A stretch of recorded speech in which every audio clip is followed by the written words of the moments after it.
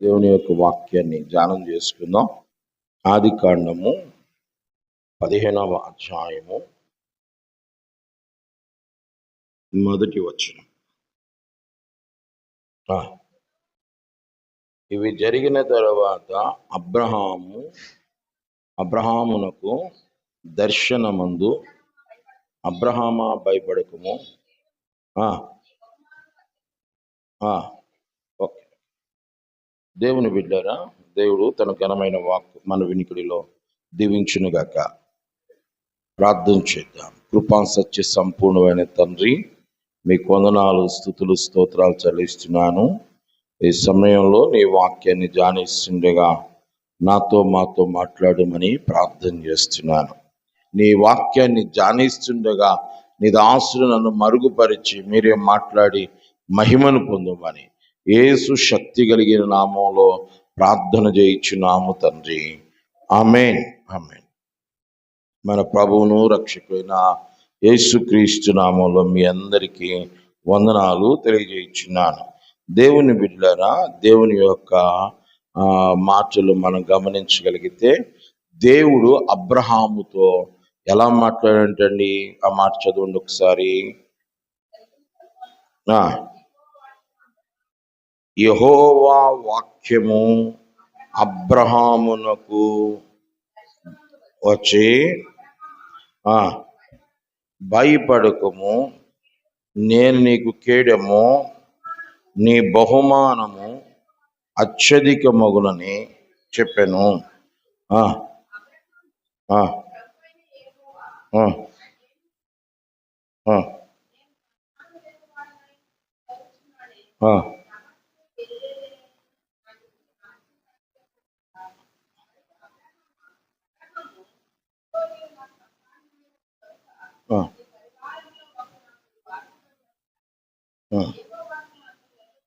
Okay, యెహోవా వాక్యము అతని యొద్దకు వచ్చి,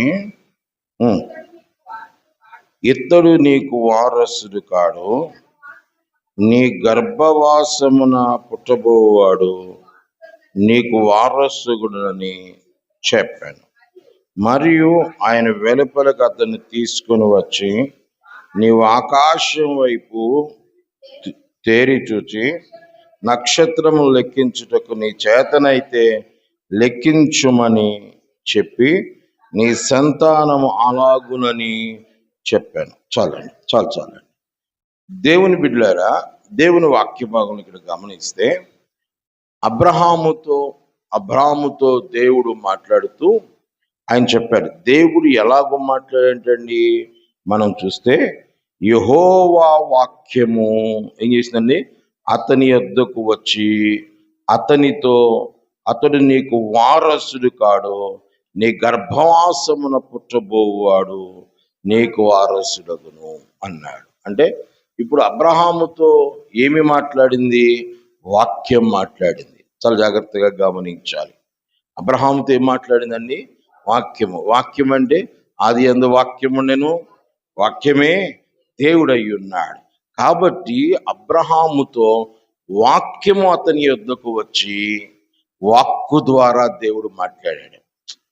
వాక్యం వచ్చి వాక్కు ద్వారా దేవుడు అతనితో మాట్లాడాడు. చాలా జాగ్రత్తగా అబ్రహాము విషయంలో దేవుడు ఎలా మాట్లాడుతున్నాడో ఇది నన్ను మీతో జ్ఞాపకం చేయాలనుకుంటున్నాను. దేవుని బిడ్డలారా, అలాగ మాట్లాడి ఈయనేమన్నాడు? అయ్యా, నా ఇంటి పెద్ద దాసుడు ఎలియాజరు కానీ, లేదా నా పని వాళ్ళు ఎవడో ఒకడు కానీ ఆస్తి అంతటికి వారసుడు అవ్వాలి, నాకు మాత్రం ఎవరు లేరంటని వారసుడు లేడు అని అన్నాడు. అంటే వారసుడు లేడు అన్న బాధ ఇప్పుడు అబ్రహాములో ఉండిపోయింది.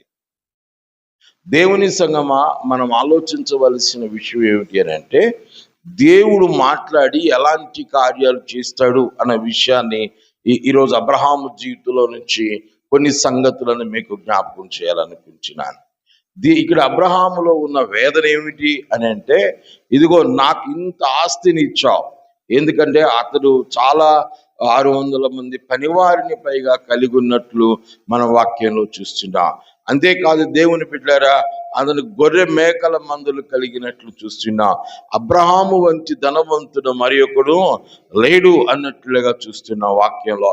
ఇంతగా దీవించబడిన అతనికి ఏం లేదంటండి, సంతానము లేదు, వారసుడు లేడన్న బాధ అతని హృదయంలో ఉండిపోయింది. అది చాలా వేదనగా ఉండిపోయినట్లు మనం చూస్తున్నాం.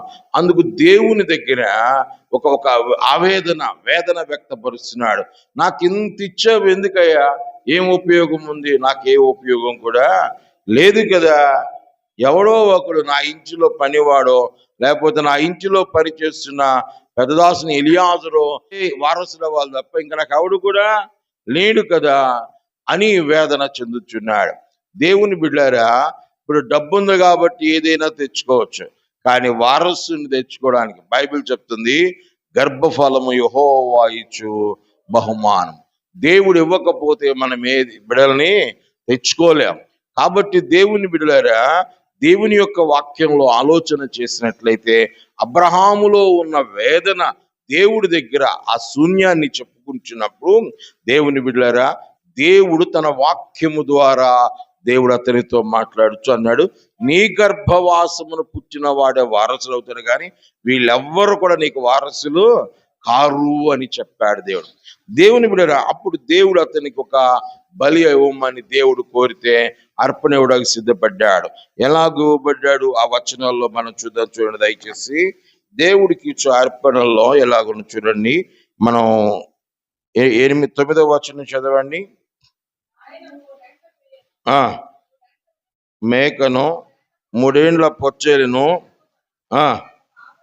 ఒక పావురో పిల్లను నా యొద్దకు తెమ్మని అతనితో చెప్పెను.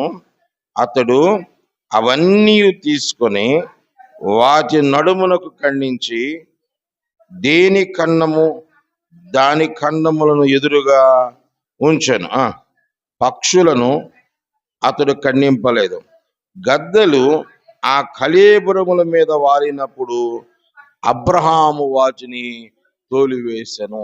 గమనించండి, అంటే దేవుడికి అర్పణ ఇవ్వడానికి దేవుడికి తీసుకొచ్చి బలిపీఠం ఏం చేశాడు, ఖండించి అక్కడ పెట్టాడు.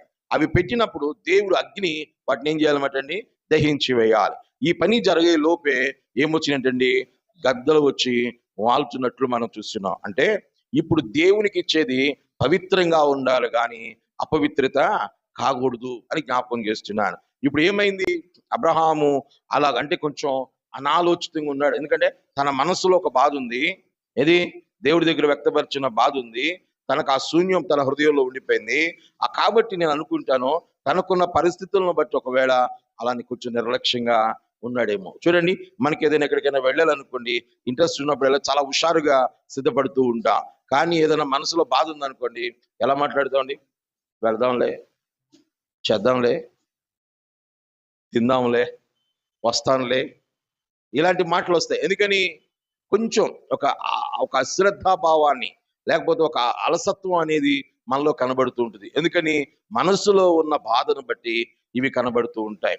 కొందరు సోమరులు వేరుగా ఉంటారులేండి, వాళ్ళు ఎప్పుడు అట్లాగా ఉంటారు, అది వేరే విషయం. కానీ హుషారైన వాడు, దేవుని మాట నమ్మి ఇంతగా చేసిన వాడు నిర్లక్ష్యంగా ఉంటాడా, ఉండడు. కానీ తన మనసులో ఒక వేదన ఉండిపోయింది. దేవుని బిడ్డలారా, అందుకనే ఆ వేదన ఉన్న అబ్రహాం ఏం చేశాడంటే, నేను అనుకుంటాను కొంచెం ఒకవేళ పరధ్యానంగా ఉన్నాడేమో. కొన్నిసార్లు మన మనసుల్లో ఏదైనా బాధ కలిగినప్పుడు కొంచెం నిర్లక్ష్యత, కొంచెం పరధ్యానంగా, కొంచెం శ్రద్ధ లేకపోవడం ఒకవేళ జరిగితే, దేవుని బిడ్డలు జ్ఞాపకం చేస్తాను, జరగవలసిన నష్టం జరిగిపోతుంది.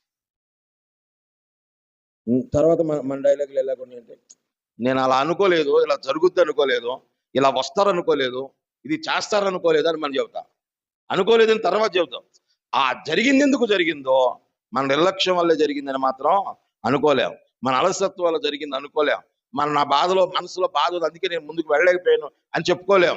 కానీ నేను అలా అనుకోలేదు, కవరింగ్ ఇస్తావన్నమాట. ఒక్కసారి నేను అట్లా అనుకోలేదు, నువ్వు అనుకునేది ఏంటి, నువ్వు చేయాల్సిందేదో చేయాల్సిన అవసరత ఉంది. కానీ అబ్రహాము బలి ఇచ్చిన తర్వాత దేవుడు అగ్ని చేత కాల్చి వేయకుండా అలాగూ నిర్లక్ష్యంగా ఉండడం వల్ల ఈలోపు ఏమో ఏంటంటే గ్రద్దలు దాని మీద వాళ్ళని, అంటే ఆ బలి ఏమైపోయింది అనమాట అండి, దాని ఫలితం ఎంత దేవుడు దేని కొరకైతే, ఏ బిడల కొరకైతే ఏడుస్తాడో, ఏ బిడల కొరకై వేదన పడ్డాడో ఆ సంతానాన్ని దాసత్వంలోనికి తీసుకుని వెళ్ళిపోవడం కారణం అయిపోయింది.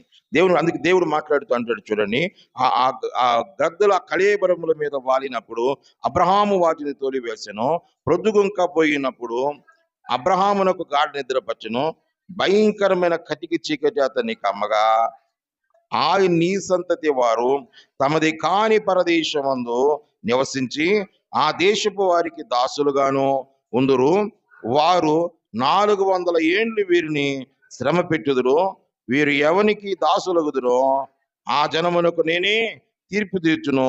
తర్వాత వారు మిక్కిలి ఆస్తితో బయలుదేరి వచ్చేదురు అన్నాడు. అంటే ఇక్కడ గమనించండి, ఏ బిడల కొరకు ఏడుస్తున్నాడో ఆ బిడల మీదకి ఒక శాపాన్ని తెచ్చిపెట్టేశాడు. ఏ బిడల కొరకైతే కావాలి, నాకు వారసులు కావాలనుకున్నాడో అసలు గర్భంలో పడకముందే ఆ బిడల కోసం శాపాన్ని తెచ్చిపెట్టాడు. దేవుడు ఏమన్నాడండి, ఇదిగో నీవు 430 ఏండ్లు వాళ్ళకి దాసులుగా ఉంటారన్నాడు. చూడండి, మనం చేసే కొన్ని నిర్లక్ష్యపు పనులు, కొన్ని అలసత్వం వల్ల తెలియని నష్టాలు మన జీవితాల్లో, మన కుటుంబాల్లో కలుగుతాయి. ఎంత జాగ్రత్తగా దేవుని విషయంలో ఎంత జాగ్రత్తగా ఉండాలండి, ఎంత భయభక్తులతో ఉండాలండి, ఎంత పరిశుద్ధంగా దాన్ని చూడాల్సిన అవసరం ఉందండి. దాన్ని చేయకపోవడం వలన జరిగిన ఏమిటంటే, అసలు గర్భంలో బిడల పుట్టక మునిపే వాళ్ళకి ఏం తీసుకొచ్చి పెట్టాడండి అబ్రాహాము? ఎంత వేదనకరమైన విషయం. దేవుడు ఇచ్చి ఆశీర్వదించాలి అని అనుకుంటే ఆశీర్వాదం కాస్త ఏమైందండి, శాపంగా మారిపోయింది. కాబట్టి దేవుడితో మనం గడిపే సమయం మనకు ఆశీర్వాదం, ఆయన సన్నిధిలో సంతోషం, ఆయనతో మనకి సమాధానం, ఆయన ద్వారా మనకు ఆశీర్వాదం, ఆయన ద్వారా మనకు రక్షణ, ఆయన ద్వారా మనకి నిత్య జీవం, ఆయన ద్వారా మనకి ఊపిరి, ఆయుష్ ఏది కలిగి ఉన్న ఆరోగ్యం ఆయన ద్వారా కలిగి ఉన్నాం. ఆయన విషయంలో మనం ఏం చేయకూడదండి, నిర్లక్ష్యత ఉండకూడదు. భయం కలిగి ఉండాలి, భక్తి కలిగి కూడా ఉండాలి. మనం దీవించబడాలి అని అంటే, మనం వర్ధిల్లాలి అంటే, దేవుని బిడ్డారా, మనం ఈ లోకంలో ఆశీర్వాదకరంగా మన జీవితాన్ని కొనసాగింప చేయాలి అంటే దేవుని పట్ల చాలా జాగ్రత్త కలిగి ఉండాలి. ఎలా పడితే అలా ఉండడానికి వీలు. అబ్రహాం అంతటి వాడికే దిక్కులేదు ఇక్కడ. మీకు అర్థమైందండి? అబ్రహాం ఎవరండి? ఆయన స్నేహితుడిగా పిలువబడ్డాడు. చివరికి అన్నాడు, నేను అబ్రహాముకు చెప్పకుండా ఏదైనా చేస్తానా అన్నాడు. అలాంటి వాడే దేవుని విషయంలో తేడాగుంటే, అర్పించే అర్పణ విషయంలో తేడాగుంటే, దేవుడు చెప్పిన దాని విషయంలో కొంచెం అశ్రద్ధగా ఉంటే దాని ఫలితం ఎంత ఉందో చూడండి. కాబట్టి అందుకే మనం జాగ్రత్త కలిగి ఉండాలి, దేవుని యందు భయభక్తులు కలిగి ఉండాలి. ఏదో అనాలోచితంగా ఉండడానికి వీలు. వెళదాములే చేద్దాం, అదే మొత్తుకునేది మీకు ఏంటంటే, వెళదాంలే చేద్దాంలే చూద్దాంలే అనకండి ప్రార్థన విషయంలో. మీకు ఎందుకంటే ఆశీర్వాదాన్ని నేను చెప్తాను, మీరు ఊహించని ఆశీర్వాదాలను మీ జీవితాల్లో చూస్తారు. ఏమైందిలే అని అనుకోవడం, కొద్దిగా ఆలస్యం అవడం వల్ల, కొద్దిగా నిర్లక్ష్యం అవడం వల్ల ఆ యొక్క బలం అయిపోయిందండి, అపవిత్రత మారిపోయింది, అది శాపంగా మారిపోయింది. మనం ఒక్కొక్కసారి దేవుడు దర్శించాలనుకున్న సమయం, దేవుడు మాట్లాడే సమయం, దేవుడు ఆశీర్వదించే సమయం, ఆ సమయం దేవుడు మనకిస్తాడు. ఇచ్చినప్పుడు నేనున్నాను ప్రభు అనాలి, సిద్ధంగా ఉండాలి. నువ్వు నేను అనుకున్నప్పుడు దేవుడు ఎవడా, ఆయన అనుకున్నప్పుడు ఆయన ఇస్తాడు. మీకు అర్థమవుతుందండి? మనం అనుకున్నప్పుడు దేవుడు ఎవడా. అందుకే నేను దేవుని పిల్లలకి చెప్తున్నాను, బయట వాళ్ళకి నేను చెప్పలేను. కానీ ఏమిటంటే, మీరు ప్లాన్లు వేయొద్దు మీ జీవితం గురించి. దేవుడు ఏ ప్లాన్లో ఉన్నాడు మీ పట్ల ఎరిగి నడవండి. అర్థమైందండి? మీరు ప్లాన్లు, మీరు స్కెచ్లు, మీరు లెక్కలైతే అవదవారం. దేవుని పిల్లలు దేవుని చిత్తంలో నేనేమై ఉన్నాను ఆయన మాటకు విధేయత చూపి అలా బ్రతకాలని నేర్చుకోవాలి. అది ఆశీర్వాదం చూస్తాం. ఓకే, అయితే ఇది దేవుడు నాకు మనసులో పెట్టిన మాటని ఏమిటి మీకు జ్ఞాపకం చేయాలని ఆశపడుతుంటే, అబ్రహాముకి ఇక్కడ ఎలా మాట్లాడండి, దేవుడు వాక్యం ద్వారా మాట్లాడాడు. దేవుడు వాక్యం ద్వారా మాట్లాడాడు. దేవుని బిడ్డలారా గమనించండి, అదే ఆదికాండము 17వ అధ్యాయం 1వ వచనం.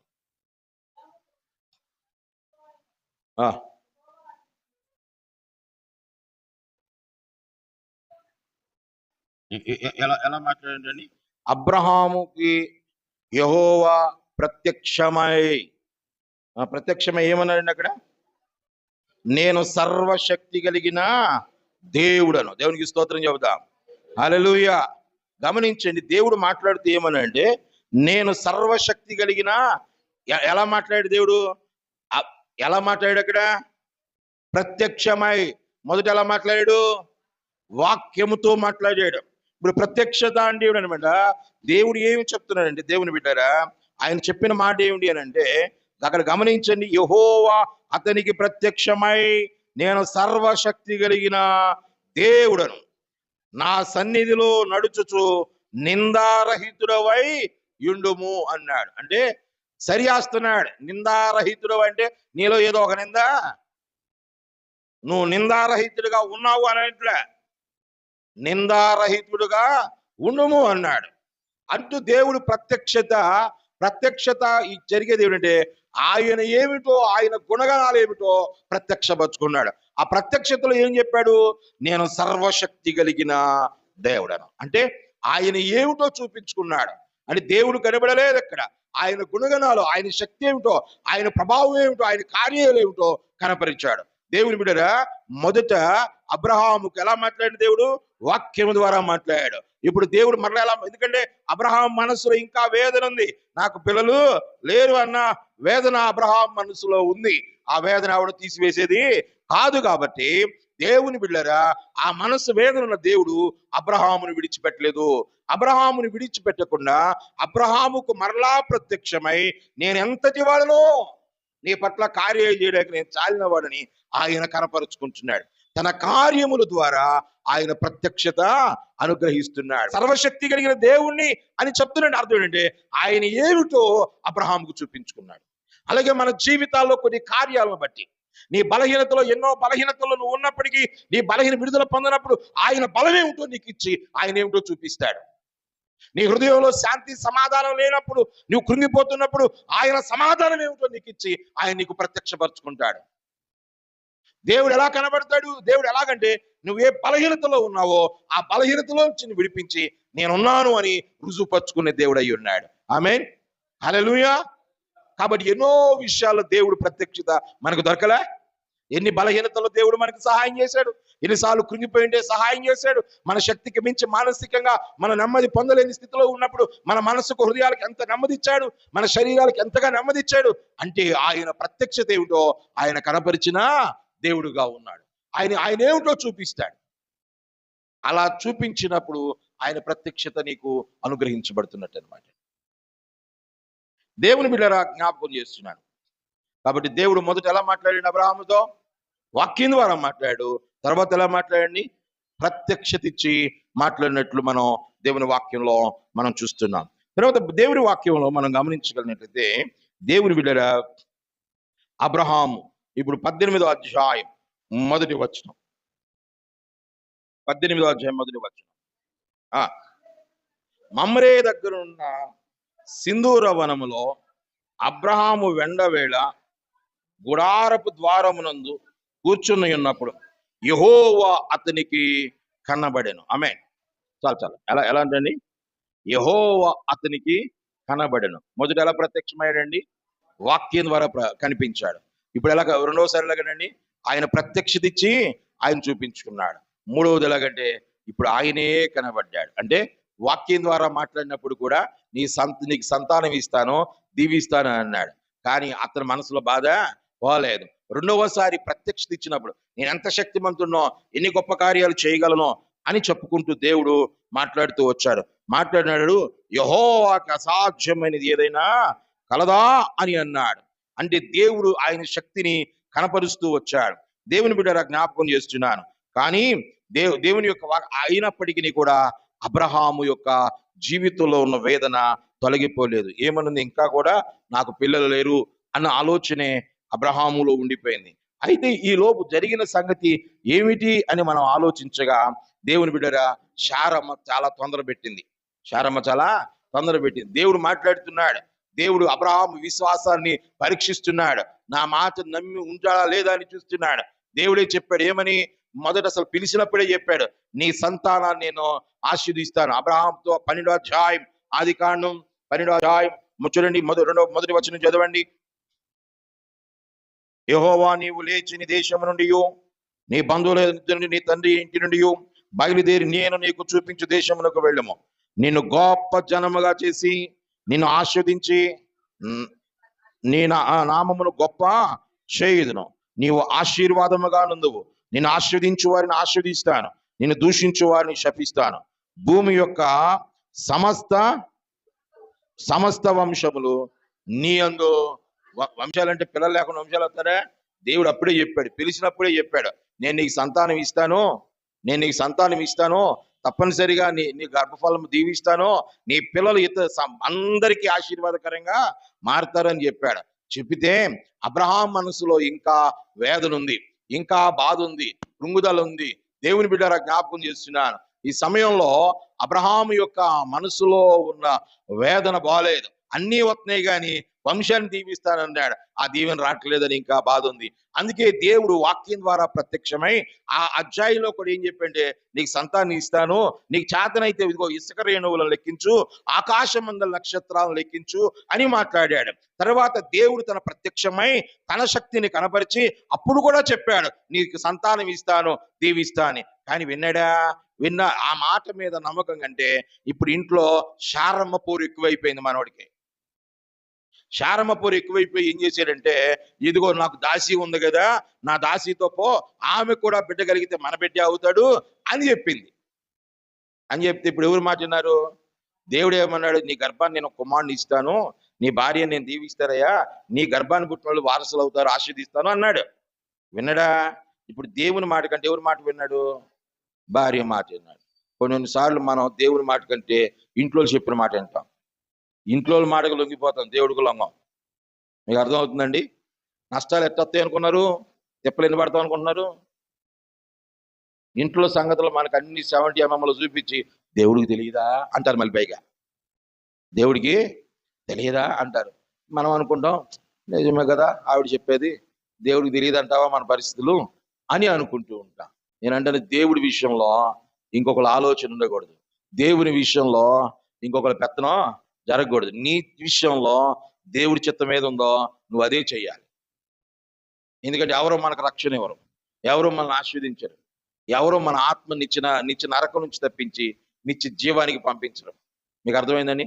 అందరూ కూడా ఎవరు మనకు రక్షణ ఇవ్వరు, రక్షణ ఇచ్చేది మనకి దేవుడే, నిత్య జీవాన్ని ఇచ్చేది మనకి దేవుడే. నా బిడ్డలు, నా భర్త, నా భార్య అనుకుంటూ దేవుణ్ణి మనం నిర్లక్ష్యం చేస్తున్నాం. దేవుడు కుటుంబానికి చాలా విలువలు ఇస్తాడు, చాలా గౌరవిస్తాడు. కుటుంబ వ్యవస్థను దేవుడే కట్టాడు, వివాహం దేవుడే చేశాడు. సంతానం అభివృద్ధి కలగాలంటే వివాహం ద్వారానే జరగాలి. దేవుడే దాన్ని ఏర్పాటు చేశాడు. దేవుడు కుటుంబాన్ని వదిలేయమంటాడా? కాదు. కానీ దేవుడు ఏది నీ చిత్తాన్ని నీ జీవితంలో కలిగి ఉన్నాడో దాని కొరకు నువ్వు బ్రతకాల్సిన అవసరత ఉంది. ఆమేన్, హల్లెలూయా. ఇప్పుడు ఏం చెప్పాడు? దేవుడు చెప్పాడు అబ్రహాంకి, నేను ఇస్తానయ్యా, అసలు పిలిచినప్పుడే చెప్పాడు.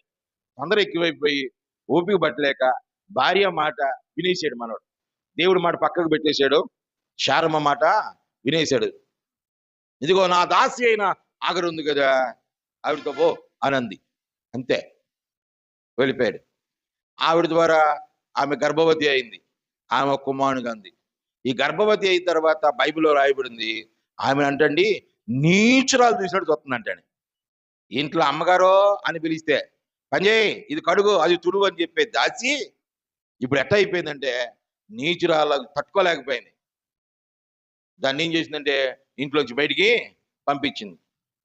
అది ఏడుస్తుంది, బయటకు పోయి ఏడుతుంటే దేవుడు మాట్లాడు, ఎందుకు వచ్చింది నీకు, ఎందుకు వచ్చినాయి బాధలో, నీ యజమానురాలకి విధేయత కలిగి ఉండొచ్చుగా అని దేవుడు చెప్పి మరలా వెనక్కి పంపించాడు.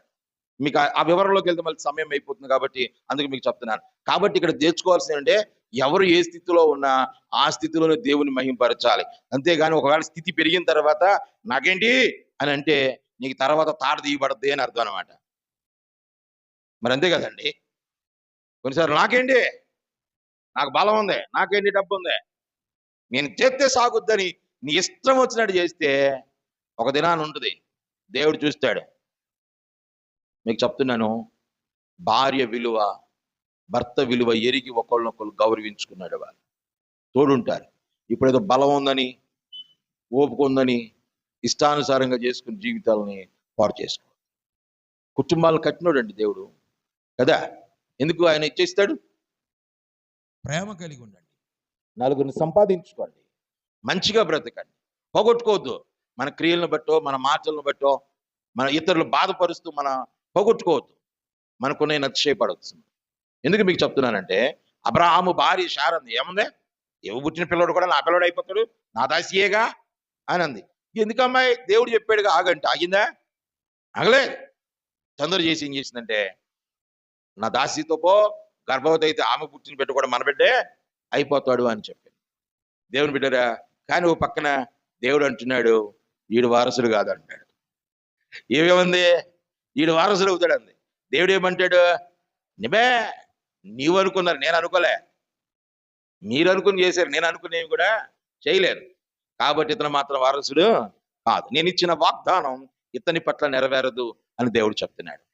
కాబట్టి మనం అనుకుని చేయొద్దు, దేవుడు ఏమనుకున్నాడు చేయాలి. అందుకని బైబిల్ ఇంకొక మాట కూడా జ్ఞాపకం చేస్తాను.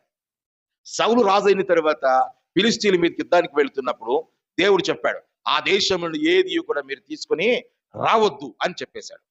చెప్తే ఏం చేశారంటే, యుద్ధంలో గెలిచారు, అంతా బాగుంది. వచ్చేటప్పుడు సౌలుతో ఉన్నవాళ్ళు ఆ రాజుగారితో ఉన్నవాళ్ళు, అయ్యా దేవునికి బలిద్దాం, దీనిలో మంచి యవనంలో ఉన్న కోడెలు ఉన్నాయి, వీటిని తీసుకెళ్లి దేవునికి బలిద్దాం అని చెప్తే, వాళ్ళ మాటలు విని, ఎవరి మాటలు, తనతో ఉన్న వారి మాటలు విని, కొన్నిసార్లు మనం దేవుని మాట వినడం కంటే, సేవకుని మాట వినడం కంటే బయట వాళ్ళు చెప్పిన మాటలో 4 వింటాం. గమనించండి, ఈరోజు అపవాది అయిన సాతానుడు క్రైస్తవ బిడ్డల్లో కూడా దేవుని మీద నమ్మకం కంటే, దేవుని వాక్యం కంటే, లోకంలో కొన్ని పెట్టిన ఆచారాల పద్ధతిలో మన మనసులో ఉంటాయి. ఇది మంచి రోజా, చెడ్డ రోజా, ఇది చీకట, వెళ్తురా, ఎవరెదురు వెళ్తుంటే ఒక తుమ్మేరు అనుకోండి, తుమ్మేరు తాగండి అంటారు. తుమ్మితే ఆగాల, ఈ బజార్లో తుమ్మితే అవతల బజార్లో తుమ్మట్లా? ప్రపంచంలో ఆపగలమా? ఆపగలమా? ఎంతమంది తుమ్మడం లేదు? చాలా పిచ్చి సిద్ధాంతాలు మన మనస్సుల్లో మధ్యలోకి వచ్చేసినాయి. మీకు అర్థమైందండి? ఇవన్నీ ఎవరు పెట్టారు? దేవుడు చెప్పాడా? చెప్పలేదు. దేవుడు చెప్పలేదు, మనకై మనం అనుకున్నాం అంతే. ఈ సమాజంలో ఎన్నో పద్ధతులు మారుతున్నప్పుడు మరి మనం ఎంత మారాలి? దేవుణ్ణి నమ్మిన మనం ఇంకా అజ్ఞానంలో, అంధకారంలో ఎందుకు ఉండాలి? వాళ్ళే పెట్టినోళ్ళే మార్చేస్తున్నారు. మీకు అర్థమైందా? గమనిస్తున్నారా? పెట్టినోళ్ళే చాలా విషయాలు మార్చేస్తున్నారు. ఈరోజు దేవుని పిల్లలు కూడా వేడుకలకు, ఆడంబరాలకు, వ్యర్థమైన వాటిని చాలా ఖర్చు పెట్టేస్తారు. కానీ మనకేముంది?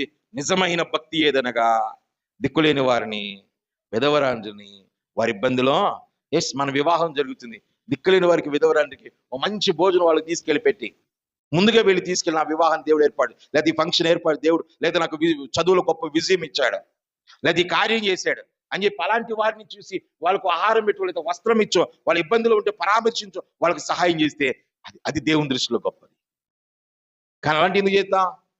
నలుగురు కనబడాలి, అడావిడ సూపర్ డోపర్ అనాలి, హిట్ అనాలి, సూపర్ హిట్ అనాలి, తర్వాత పట్ట అనాలి, తర్వాత అప్పులు అయిపోయినాయి అని తిప్పలబడి, ఒక్క పూట పెళ్లి కోసం అడావిడి చేసి తిప్పలబడి, సూపర్గా చేసేది అనిపించుకోవడానికి పడి, ఇప్పుడు సంవత్సరాలు బానిసత్వ బతకాల్సి. డబ్బులుంటే చేసుకోండి, అప్పులు చేసి మాత్రం చేయకండి. నా ఉద్దేశం ఏంటంటే, ఇంత సందర్భం డబ్బులోనే దాచి నిలబెట్టారనుకోండి చేసుకోండి, అప్పులు చేసి మాత్రం చేసుకోవద్దు. నా సలహా అది. అంటే ఏదైనా సందర్భం, ఎందుకో వాక్య సందర్భం వచ్చింది కాబట్టి జాగ్రత్తగా మనకి ఏ స్థితిలో ఉంచాడో ఆ స్థితిని బట్టే మనం ఉండాలి తప్ప అతిశయ పడడానికి వీలు.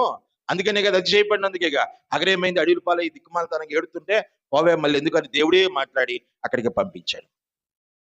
దేవుని బిడ్డ జ్ఞాపకం చేస్తున్నాడు, మనమున్న స్థితిలో మనం దేవుణ్ణి మహింపరచాలి. అర్థమవుతుందండి? లేని వాటి కొరకు తిప్పలబడి, అతిశయాలు పడి, ఆడంబరాలు పడి, వాళ్ళు ఎలా ఉన్నారు మనం కూడా ఎలాగ ఉండాలి అని చెప్పేసి కాస్త అతిశయం పెంచుకుని, మనుషులను దూరం చేసుకుని, ప్రేమ ఆప్యాయతలు దూరం చేసుకుని, యుగోలుకు పోయి జీవితాలను పాడు చేసుకోవద్దు. అగరట్టగే పాడు చేసుకుంది. దాసిగా బతకాల్సింది దేవుడు అవకాశం ఇచ్చిపోయి శారమ్మతో, అమ్మా నాకు నీ భర్త దగ్గర ఉన్నానంటే, నీవు ఉండాల్సిన స్థానంలో నేనున్నా అంటే నువ్వు పెట్టిన భిక్షేనమ్మా, నువ్వు లేకపోతే నాకు ఈ స్థితి లేదని. అగరు శార దగ్గర ఎంత విధేయత కలిగి ఉండాలని. ఎట చూడటం మొదలుపెట్టిందండి? ఒక నీచమైన దాన్ని, పని దాన్ని కూడా చూసినట్టు చూడట్లేదంట శారాని, నీచమైన దాన్ని చూసినట్టు చూస్తుందంటండి. కళ్ళు నెత్తికొత్తట్టుగా ఉంటుంది. ఏం చేసేది? తీసుకెళ్ళి బయటికి దూసి పారేస్తే అడవిలో బతకాల్సి వస్తుంది. ఏడుతుంది ఆడపోయి, దేవుడా దేవుడిని ఎడుతుంది. దేవుడే కరుణ, ఎవరు తోసేసినా దేవుడు తోసేయడుగా, కరుణ కలిగిన దేవుడు కదా. మరలా దేవుడే అగరుతో మాట్లాడి, జాగ్రత్త, ఊరి దగ్గర పెట్టుకు బతుకు, నువ్వు వెళ్ళు చేర్చుకుంటుంది అని చెప్పి మరలా ఇంటికి దేవుడు పంపించాడు. కాబట్టి గమనించండి, మనకున్న స్థితిలో ఎక్కడ అతిశయపడొద్దు. దేవుని కొరకు దేవుడు ఇచ్చిన స్థితిని బట్టి మనం కృతజ్ఞత కలిగిపోదాం. ఒకవేళ దేని స్థితిలో, ఇబ్బందికరమైన పరిస్థితిలో, వేదనలు ఉన్నావా, కృంగిపోవద్దు. దేవుడు నిన్ను విడిచిపెట్టడు. దేవుడు జ్ఞాపకం చేసుకుంటాడు. దేవునికి నమ్మకంగా ఉంటే దేవుడు అతను ఆ వ్యక్తిని జ్ఞాపకం చేసుకుంటాడు. ఎవడు దీనుడై ఆయన చేతి క్రింద దీన మనస్సు కలిగి ఉంటాడో వాడిని తగిన కాలమందు ఆయన హెచ్చించే దేవుడై ఉన్నాడని వాక్యం సెలవిస్తుంది. తగిన కాలమందు దేవుడు హెచ్చిస్తాడు తప్పనిసరి. కాబట్టి ఆయన కార్యాలు చేసే దేవుడు అయి ఉన్నాడు. అబ్రహాము ధనవంతుడు అయి ఉన్నాడు. 600 మంది పనివారిగా ఉన్నారు. గొర్రెలు మేకల మందలు సమృద్ధి కలిగి ఉన్నాయి. అబ్రహాము వంటి ధనవంతుడు మరి ఒకడు లేడు. కానీ తన మనసులో నెమ్మది లేదు. అన్నీ ఉన్నాయి కానీ లేదండి, నెమ్మది లేదు. అందుకే దేవుడే మాట్లాడుతున్నాడు. మొదట ఎలా మాట్లాడాడు దేవుడు? వాక్యం ద్వారా. తర్వాత ఎలా మాట్లాడు? ప్రత్యక్షత ఇచ్చి దేవుడు మాట్లాడాడు. 3వ మాట కూడా చూసి మనం ముగిద్దాం. 18వ అధ్యాయము 1వ వచనం. వనములో అబ్రహాము ఎండవేళ గుడారము ద్వారం ముందు కూర్చుని ఉన్నప్పుడు యెహోవా అతనికి కనబడెను. దేవునికి మహిమ కలుగును గాక. దేవుని బిడ్డలు గమనించండి. ఇప్పుడు మొదట ఎలా కనపడ్డాడు దేవుడు? వాక్యం ద్వారా మాట్లాడు. రెండవది ప్రత్యక్షత అంటే దేవుడు చూపించడం కదా, ఆయన శక్తి ఏమిటో.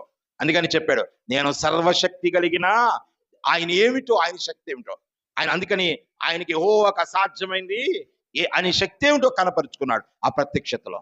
3వసారి ఎలాగంటే, ఇప్పటికీ ఆయన మనసులో వేదన పోలేదు, అదే మనసులో ఉంది. ఒకవేళ పిల్లలు లేరన్న బాధ ఉంటే ఈయన ద్వారా పిల్లలు వస్తారు చెప్పింది అనుకుంటే, ఇప్పుడు ఇంట్లో పోరైపోయింది.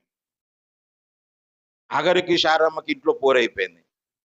నమ్మిది లేదు. అందుకనే మనోడు అందరినీ వదిలిపెట్టి ఒంటరిగా మధ్యాహ్నపు వేళ తన గుడారం ముందు కూర్చుని ఎండలో కూర్చున్నాడు. ఎక్కడ కూర్చున్నాడండి? ఒంటరిగా ఉండిపోయాడు. కొన్నిసార్లు అందరూ మనతో ఉంటారు, కానీ మన బతుకులు ఒంటరి అయిపోతాయి. ఎవడు అర్థం చేసుకోడు. ఇప్పుడు శారమ్మ అర్థం చేసుకోవట్లేదు, అక్కడ అర్థం చేసుకునే పరిస్థితి లేదు. మనం ఎవరు, ఆయన బాధ లోపల ఉంది, అది ఎవరికి చెప్పుకోగలడా? పైకి ఏదో మేకపోతే కంపేర్ వేస్తున్నాడు, కానీ లోపల బాధ ఎవడు చెప్పగలడా? ఎవడు తీర్చగలడా?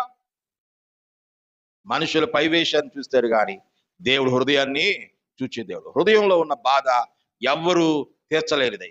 అందుకే ఒంటరిగా అబ్రహాము ఎండవేళలో తన గుడారం ఎత్తు కూర్చున్నాడు బయట. అప్పుడు ఆ బాధను ఎరిగిన దేవుడు అబ్రహాముకి తన్ను తాను కనపరుచుకోవడానికి యెహోవా అతనికి కనబడెను. ఆమేన్. ఇప్పుడు దేవుడే కనబడి మాట్లాడుతున్నాడు. మాట్లాడే నేను ఇస్తాను, భయపడొద్దు, ధైర్యం చెప్పి ఆ భోజనం చెప్పి బతిలాడాడు. భోజనం చేశారు. తర్వాత ఏమిటంటే, దేవుడిదిగో నీ గర్భాన్ని నేను దర్శిస్తానని చెప్పి దర్శించి దేవుని బిడ్డ శారాకి గర్భాన్ని ఇచ్చి ఇస్సాకుని దేవుడు అనుగ్రహించాడు. దేవునికి స్తోత్రం. దేవుని బిడ్డ అంటే వాగ్దానం చేసిన దేవుడు నమ్మదగినడు. ఎన్నో అధ్యాయంలో పిలిచాడండి. నీకు సంతానం ఇస్తానని ఎన్నో అధ్యాయంలో పిలిచాడు. 12 అధ్యాయంలో పిలిచిన దేవుడు 21 అధ్యాయంలో దేవుడు నెరవేర్చాడు. ఆమేన్. దేవుని బిడ్డ జ్ఞాపకం చేస్తాను, మాట ఇచ్చిన దేవుడు నెరవేరుస్తాడు. ఆయన అన్యాయం చేసే దేవుడు కాదు. అలాగని నువ్వు జరగట్లేదని కుంగిపోతున్నావని ఆ రోజు దేవుడు అలా మాట్లాడితే, ఇప్పుడు దేవుడు మనతో వాక్యం ద్వారా దేవుడు మనతో మాట్లాడుతున్నాడు. ఆయన ప్రత్యక్షతలు ఇచ్చి ఆయన మనతో మాట్లాడుతున్నాడు. కాబట్టి దేవుడు తన ఆత్మను మనకు తోడుగా ఉంచి మనతో మాట్లాడుతున్నాడు. విడిచిపెట్టలేదండి. ఆయన మనల్ని అనాథలుగా విడిచిపెట్టలేదు. ఆయన పరిశుద్ధాత్మను ఆదరణగా మనకుంచి మన ధైర్యపరుస్తున్నాడు, బలపరుస్తున్నాడు, కృంగిపోనీయకుండా చేస్తున్నాడు, దురాత్మ నుంచి మనకి విడుదల కలుగ చేస్తున్నాడు. ఎందుకంటే ఆయన మనకు అబ్రహామన్న వేదనతో కూర్చుని ఒకవేళ మర్చిపోయాడేమో, కానీ దేవుడు మాత్రం అబ్రహాముని మర్చిపోలేదు. మనమన్నా చాలాసార్లు దేవుడిని మర్చిపోయామో, కానీ ఆయన మనల్ని మర్చిపోయే దేవుడు కాదు. ఇశ్రాయేలును కాపాడువాడు, కునుకడు నిద్రపోడు. దీన్ని కాపాడుచున్న దేవుడు. అబ్రహాము మనసులో ఉన్న వేదన తీసివేయడానికి దేవుడే కనపరుచుకున్నాడు. ఎంత ప్రేమ అండి, ఎంత ప్రేమ అండి దేవునికి అబ్రహాం అంటే. ఈరోజు అబ్రహాము స్నేహితుడికే అంత ప్రేమ ఉంటే, ఈరోజు నిన్ను నన్ను తన స్వరక్తం ఇచ్చి ఆయన సంపాదించుకున్నాడు. నిన్ను నన్ను ఆయన ప్రాణం పెట్టి ఆయన మనల్ని సంపాదించాడు, ఆయన సొత్తుగా చేసుకున్నాడు, ఆయన బిడలగా మనం చేసుకున్నాడు. ఈరోజు ఆయన సంఘముగా మనం చేశాడు. అంటే మనమంటే అంత ప్రేమ ఆయనకుంటుందండి. కాబట్టి ఆయన కార్యాలు నీలో జరగాలి అని అంటే దేవుని వాక్యాన్ని నమ్మాలి. దేవుని వాగ్దానాన్ని మనం ఏం చేయాలండి? నమ్మాలి. నమ్మితే మహిమను చూస్తాం. నమ్మకం లేకుండా ఏ కార్యాలు మనం చూడలేం. కాబట్టి అబ్రహాము ఆ మాటను బట్టి అతను నమ్మాడు, అతను నీతిగా ఎంచబడ్డాడు. ఆమె.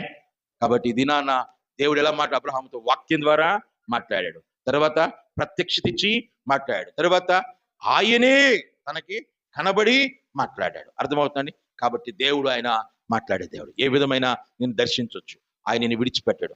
నీ ఒంటరితనంలో, నీ వేదనలో, నువ్వున్న బాధలు ఆయన ఎవరు విడిచినా ఆయన విడిచిపెట్టే దేవుడు కాదు. అందుకని భక్తులు పాడుకున్నాడు, ఎవరు నన్ను చేయి విడచినా యేసు చేయి విడువడు, ఎవరు నన్ను చేయి విడచినా యేసు చేయి విడువడు, చేయి విడువడు, నా చేయి విడువడు, చేయి విడువాడు, ఎవరు నన్ను చేయి విడచినా యేసు చేయి విడువడు. దేవుని బిడ్డరా, ఆయన విడిచిపెట్టే దేవుడు కాదు. నేను ఎవరు విడిచినా, నీ ఒంటరితనాన్ని ఎవరు అర్థం చేసుకోలేకపోయినా ఆయన నిన్ను అర్థం చేసుకున్న దేవుడు, నీ స్థితిని ఎరిగిన దేవుడు, నీకు సహాయము చేయడానికి ఆయన ఎద్దుకు వస్తున్నాడు. విశ్వసించి, ప్రభువా నా హృదయంలో స్థితి ఇది, నీకు ఇష్టం లేని అన్ని ఒప్పేసుకుంటాను, నా వేదన ఇలాగుందయ్యా, నాకు తీర్చు ప్రభు అంటే ఎవరు ఆయన మీద ఆనుకుంటారో, ఎవరిని ఆయన ఆశ్రయిస్తారో, ఆయన ఆశ్రయించిన వాడికి ఏ మేలు కూడా. ప్రార్థన చేద్దాం. కళ్ళు మూసుకోనండి, ప్రార్థన చేద్దాం. ప్రభుని అడిగండి ఒక్క నిమిషం. యేసయ్యా, అబ్రహామును ఎంతగా దర్శించిన దేవుడు అయ్యా, నువ్వు విడిచిపెట్టలేదయ్యా. అబ్రహాము మనసులో వేదన, కృంగుదల ఉండిపోయింది. ఒక నిరాశ తన జీవితంలో. నన్ను ఎంతగా దీవించినప్పటికీ నా గర్భాన్ని ఒక్కడు లేకపోతే ఎందుకు నాకు ఎంత ఇచ్చి అని వేదన చెందుతున్నాడు. అయ్యా, నీతోనే వేదనతో, చింతతో మాట్లాడుతున్నాడు. కానీ నువ్వు వాగ్దానం చేశావు, నువ్వు తగిన కాలం ముందు నెరవేర్చే దేవుడు అని. విశ్వాసాన్ని కలిగించడానికి, కృంగిపోతున్న అబ్రహాముని విడిచిపెట్టక నువ్వు ధైర్యపరచడానికి మాట్లాడుతూనే వస్తున్నావు. బిడ్డ, ఈరోజు నీతో నాతో కూడా దేవుడు మాట్లాడుతున్నాడు. ఆయన విడిచిపెట్టే దేవుడు కాదు. ఆయన అత్యంత కృప కలిగిన దేవుడు ఆయన.